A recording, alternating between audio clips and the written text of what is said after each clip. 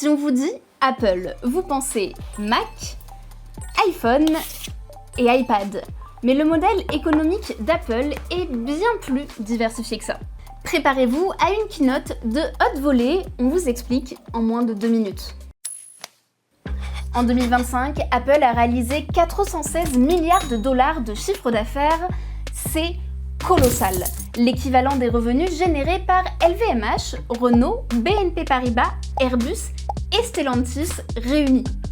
Historiquement, le groupe vendait surtout des Mac, mais cela ne représente plus aujourd'hui que 8% du chiffre d'affaires.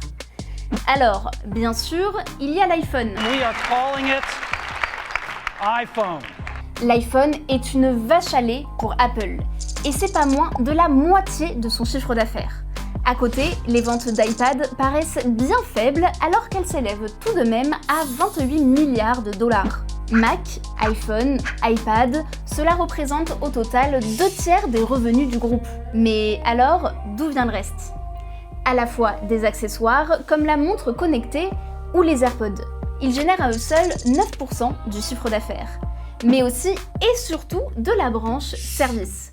Parmi eux, on retrouve iCloud, Apple TV, Apple Music ou encore l'App Store. Ces applications ont représenté plus d'un quart des revenus de l'entreprise, une part qui ne cesse d'augmenter depuis des années. Et mieux encore, si on s'intéresse à ce qui est le plus rentable, les services, c'est 42% de la marge brute. Si bien que la firme n'hésite pas à voir sur le long terme avec certains d'entre eux, comme Apple TV qui a perdu 1 milliard de dollars en 2024. Car au fond, ce sont bien les services, la véritable poule aux œufs d'or d'Apple.